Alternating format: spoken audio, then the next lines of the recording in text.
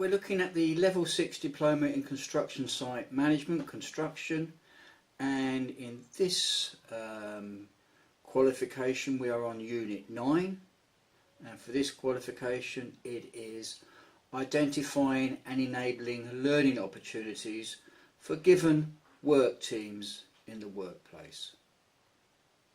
I think it's worth saying that a similar unit will be part of a different qualification. It could be a level 7 or a contracting management NVQ, and it's very much the case of all of these units.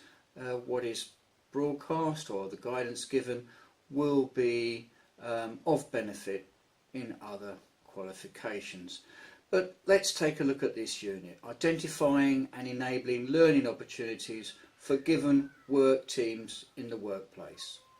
Well, it's been given a credit value of 7, which makes it quite a short unit, and we should more or less be able to fly through this one. And there are 6 short learning outcomes. Tip of the day. As a construction manager or a manager of construction, if you want those whom you have a developmental responsibility for to take their developmental responsibility seriously, then lead by example. Be a development champion. Give employees a possible future, something to work towards. This will keep them motivated in the here and now and give them a professional future.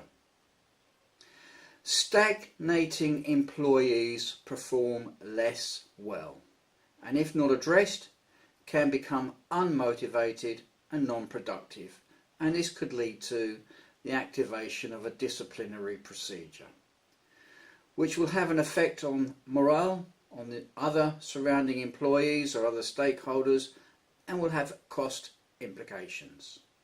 If you have to replace a good employee, the cost of the recruitment and selection process and finding a good replacement is both timely and financially, as I said, has cost implications. A little bit from the Star Wars. Many a good employee has turned to the dark side due to mismanagement. Got that?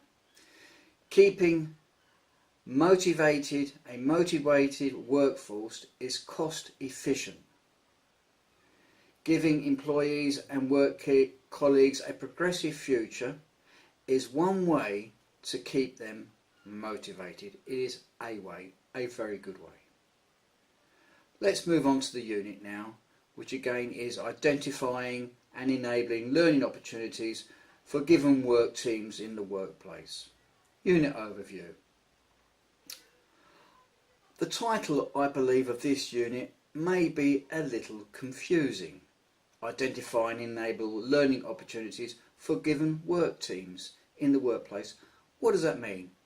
It sounds a bit up in the air to me, a bit ambiguous. Well, let's see how I've interpreted it over these many years of being an NVQ assessor. Let's see. But before I say that, let's just move back a unit. Unit 8, Managing Personal Development in a Construction Related Workplace, if you've done that unit already, was all about you. And if you haven't done that unit yet, I suggest you do before tackling this unit. So Unit 8, Managing Personal Development in a Construction Related Workplace, was all about you. Now this unit, on the contrary, is all about the employees of the company or even some subcontractors which you have a developmental responsibility for. It's all about them and how you manage their personal development, ensuring that they are fit for purpose, that is, competent in the present for their duties and tasks which they have to undertake, and competent for their future aspirations and the aspirations of your company. Just by saying that, I can sense, or I hope you get a sense or an understanding of how an important issue this is for motivating or keeping the workforce motivated. Well, what are the learning outcomes on this particular unit? As I said, there are 6 short learning outcomes. This is a short unit.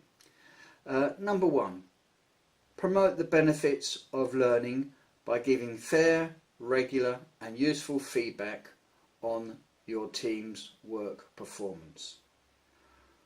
Product evidence, which can be used, and these are only suggestions, are employee reviews, team performance reports, progress meeting minutes, subcontractor evaluation reports and site meeting minutes.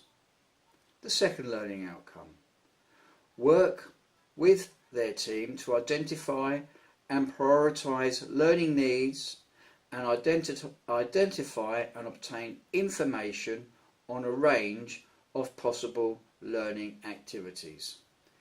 The key to this second learning outcome is on a range of possible learning activities, so that's plural. So what kind of product information could you use for that learning outcome? Employee reviews, company training matrix, or a subcontractor training matrix. Number 3, discuss the development needs with team members. This could be the product information for this section, or this learning outcome could be contract pre-start meeting minutes, where you highlight the training needs of a contractor that they need to accomplish before you allow them to start work. Employee reviews, labour allocation and development meeting minutes. On a project basis, project managers have allocation meetings where they plan the allocating of their employees for future projects, but they will need to review what is required on those projects, ascertain as to whether there's any skill or training gaps, and make sure those skill and training gaps are met prior to that project starting. Number 4, support team members in undertaking learning activities by making efforts to remove any obstacles to learning. Obstacles to learning could be finance, it could be travel, it could be learning difficulties. Well, these sort of issues are reviewed, analysed, brought out into the open at employee annual reviews. Of course, data protection, and they are a bit sensitive. When producing product information of this nature, it's quite easy, or I would say please produce the documents, but cover any incriminating or personal details. And number 5, evaluate the learning activity undertaken with team members to ensure the desired outcomes have been achieved. Types of product information, product evidence for these would be training appraisals, evaluations, test and exam results, training provider feedback, an objective piece of evidence would be an updated training matrix, and possibly personal development plans with personal details, names, etc. removed. And then the final learning outcome, update development plans with team members. Well, quite clearly this is a copy of an employee's review and a personal development plan. Now, I've mentioned the same pieces of evidence on several occasions for many of the learning outcomes. Choose your evidence that is required carefully. Limit it to 2 or 3 pieces of evidence for the unit, or 3 or 4 pieces of good evidence for the unit, and remember that it is your candidate statements which are of greater importance. Please listen to the audio podcasts and follow that guidance to the best of your ability, unless you have got a better idea. We're always open to those. because the practices of your company and your experience may differ from mine, and the guidance given are there for just for direction purposes only and do not have to be followed by the letter of the law. Use your intuition, use your experience, and be professional. There are no wrong answers.